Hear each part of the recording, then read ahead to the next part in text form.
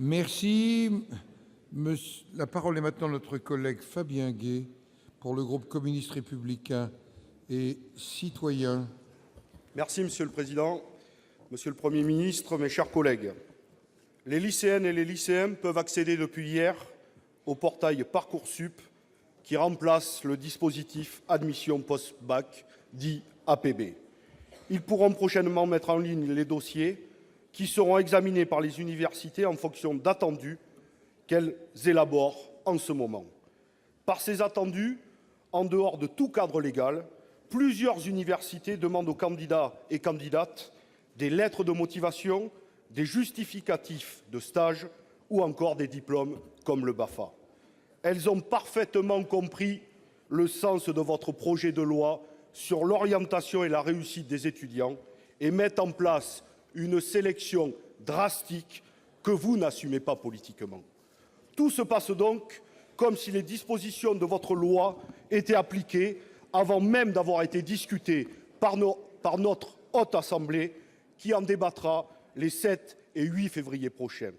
Nous vous demandons donc solennellement, Monsieur le Premier ministre, de respecter les prérogatives constitutionnelles de notre Assemblée et de surseoir sans délai à l'application d'une loi qui n'a été ni examinée, ni encore loin de là, votée par le Sénat. Le Sénat doit être respecté. Dans le cas contraire, notre groupe se réserve la possibilité de déférer devant les juridictions administratives les actes des universités qui seraient contraires aux dispositions du Code de l'éducation et qui s'appliquent aujourd'hui. Pour vous répondre, la parole est à Monsieur le Premier ministre. Monsieur le Premier ministre. Monsieur le Président, Mesdames et Messieurs les sénateurs, Monsieur le sénateur, vous m'interrogez sur la mise en place de cette nouvelle plateforme intitulée Parcoursup qui vient remplacer le précédent dispositif que chacun connaît sous le nom d'APB. Et vous en profitez pour évoquer la question d'une sélection qui ne dirait pas son nom au moment de l'entrée dans l'enseignement supérieur. Elle existe, cette sélection, Monsieur le sénateur. Elle existe aujourd'hui, elle existait hier. Un bon nombre d'étudiants qui rentrent dans l'enseignement supérieur accèdent à des filières sélectives aujourd'hui. Vous le savez, pas tous, mais beaucoup entrent dans des filières sélectives. Les IUT, les classes préparatoires. Bon. Et puis, il y en a un certain nombre qui rentrent dans des filières qui sont dites non sélectives.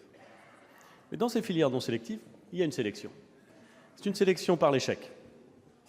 C'est une sélection qui conduit, ayons en tête les ordres de grandeur, Monsieur le sénateur, qui conduit 60% de ceux qui s'inscrivent en première année à ne pas obtenir le diplôme de licence au bout de 4 ans, c'est-à-dire avec une année de redoublement, au bout de 4 ans. C'est une sélection par l'échec qui, bien souvent, vient sanctionner un défaut en matière d'orientation. Et vous savez parfaitement que dans ces filières non sélectives, pour faire face à l'afflux de candidatures, il a été choisi, il y a quelques années, de recourir au mode du tirage au sort. Je trouve ce mode à la fois injuste et en vérité assez scandaleux. Et je ne suis pas le seul à le trouver, Monsieur le sénateur. Vous vous souvenez certainement de l'émotion formulée par les Français lorsqu'ils se sont rendus compte que l'année dernière, le nombre de ceux qui devaient subir ce système de tirage au sort était incroyablement élevé et qu'il allait encore s'accroître au fur et à mesure des années qui viennent. Eh bien, nous avons décidé de rompre avec ce système.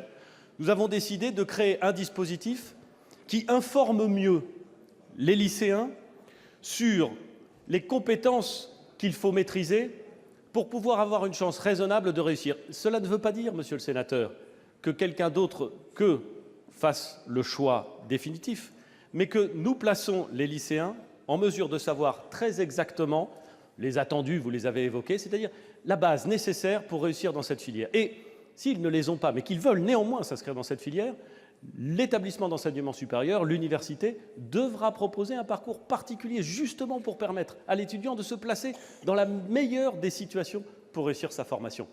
Plus d'informations, Monsieur le sénateur, mieux d'orientation et plus d'accompagnement. Vous savez que depuis lundi, depuis hier, la plateforme est ouverte, non pas aux inscriptions, ce sera à partir de lundi prochain, mais ouverte pour que chacun puisse commencer à la consulter.